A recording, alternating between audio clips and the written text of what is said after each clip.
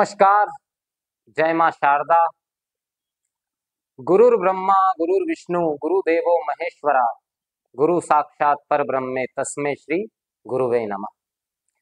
संसार के सारे गुरुओं को प्रणाम करते हुए आज इस वीडियो की मैं शुरुआत कर रहा हूं और ये विशेष वीडियो है देवों के गुरु देव गुरु बृहस्पति के राशि परिवर्तन का। शनि के बाद देव गुरु बृहस्पति एकमात्र ऐसे ग्रह हैं जो सबसे लंबे समय के लिए अपना राशि परिवर्तन करते हैं, लगभग 13 माह के लिए। इस वजह से गुरु के इस राशि परिवर्तन का विशेष प्रभाव 12 राशियों पर, जनजीवन पर और संसार में घटने वाली हर घटनाओं पर विशेष रूप से होता है। गुरु क्या है? गुरु ज्ञान है, गुरु धर्म है, गुरु पुरुषार्थ है, गुरु विश्वास है, गुरु हर उस बात जो हमें हमारी आत्मा से, संयम से जोड़े रखती है, उस ईश्वर में विश्वास दिलवाती है, उन सबके कारक गुरु हैं। जीवन की दिनचर्या में, जीवन के हर कालखंड में जो भी ज्ञान हमें प्राप्त होता है वह देव गुरु के माध्यम से होता है। तो देव गुरु बृहस्पति जो पिछले 13 महीने से अपने मित्र सेनापति मंगल की मेष राशि में भ्रमण कर रहे थे, वे 1 मई 2024 को दोपहर 1:48 पर मेष राशि को छोड़कर दैत्य गुरु शुक्राचार्य की साधारण राशि वृषभ में प्रवेश कर जाएंगे। दैत्य गुरु शुक्राचार्य और देव गुरु बृहस्पति वैचारिक ना तो मित्र कहे जाते हैं, ना ही नैसर्गिक मित्र कहे जाते हैं, लेकिन शास्त्रोक्त नियम कहता है क्योंकि दोनों को ही गुरु की पदवी प्राप्त है तो दोनों के बीच में एक दूसरे के प्रति सम्मान बहुत है। तो देव गुरु बृहस्पति मेष राशि को छोड़कर वृषभ राशि में जा रहे हैं कुल 13 महीनों के लिए। इसका 12 राशियों पर अलग अलग प्रभाव होने वाला है।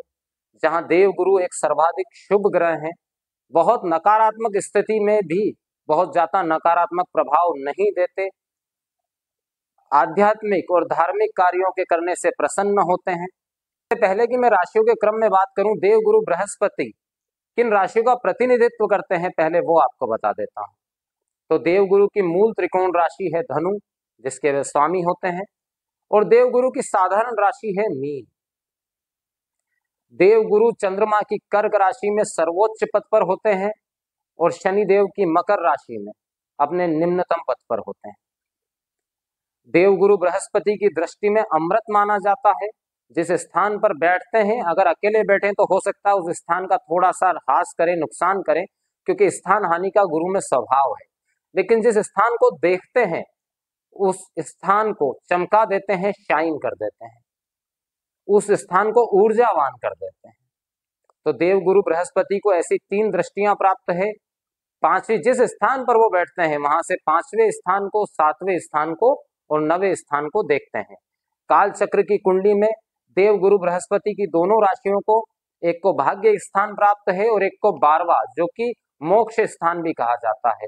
ये दोनों स्थान जो है प्राप्त हैं देव गुरु बृहस्पति को। इसका मतलब कि देव गुरु बृहस्पति कहीं ना कहीं भाग्य के कारक माने जाते हैं। बात करते हैं काल चक्र की अंतिम राशि देव गुरु बृहस्पति की साधारण राशि मीन राशि के बारे में।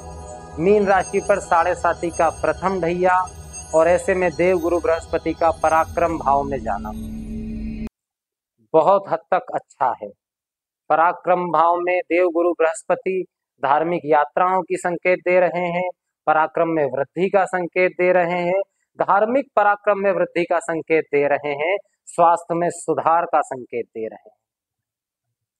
भाइयों बहनों के साथ में अगर कोई विवादास्पद स्थिति चल रही थी तो उसमें सुधार की संभावना यहाँ पर प्रबल होती हुई दिखाई दे रही है।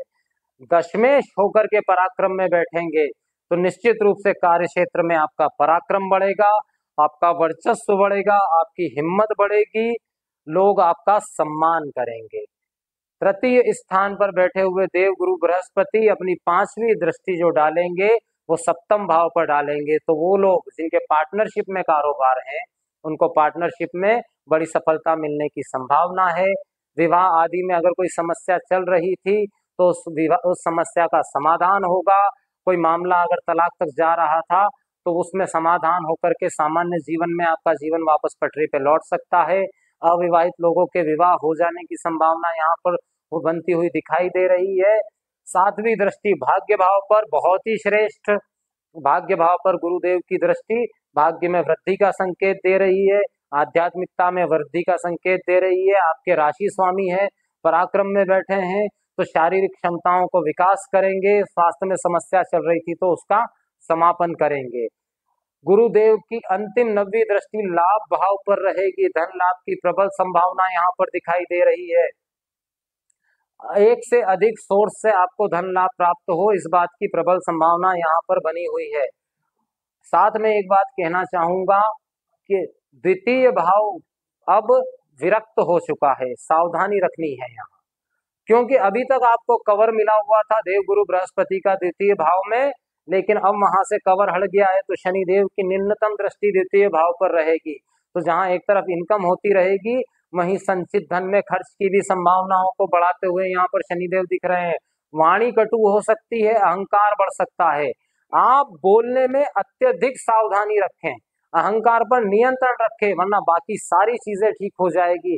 कहीं ऐसा ना हो कि सारी सफलता आप प्राप्त करें और 4 लाइनें बोल के सब गुड़ गोबर कर दें।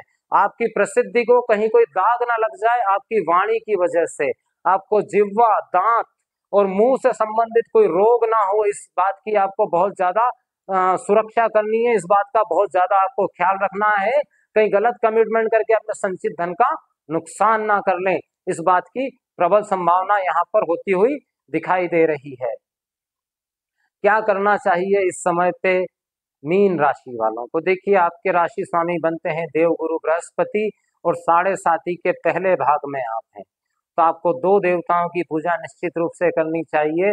एक तो बजरंगबली की शरण में तो आपको रहना ही पड़ेगा क्योंकि 7.5 का पहला भाग है।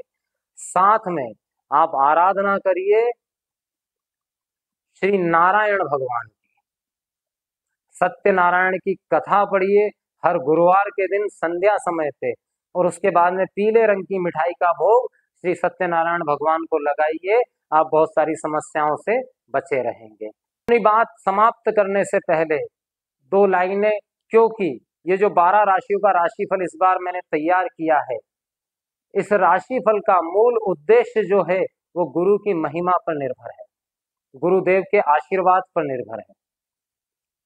तो जाने से पहले मैं आपको गुरुदेव बृहस्पति के एक बीज मंत्र से आपको वाकिफ करवा देता हूं। एक बीज मंत्र है गुरुदेव का छोटा सा, जो आप किसी भी समय आप पढ़ सकते हैं। रोजाना सुबह अगर आप पढ़ते हैं देव गुरु बृहस्पति का बीज मंत्र तो गुरु से संबंधित जो भी नकारात्मकता है उससे मुक्ति मिलती है। क्या है बीज मंत्र?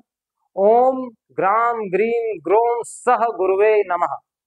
ओम ग्राम ग्रीम ग्रोम सह गुरुवे नमः। इस मंत्र का जप अगर आप करते हैं तो गुरु जनित समस्याओं से मुक्ति मिलती है। और जाने से पहले मेरे अंतिम शब्द यही हैं, गुरु गोविंदो खड़े कांके लागू पाए, बलिहारी गुरु आपकी जो गोविंद दियो बताए। तो संसार के सारे गुरुओं को प्रणाम करता हूं और इसी के साथ अपने शब्दों को विराम देता हूं। जय मां शारदा।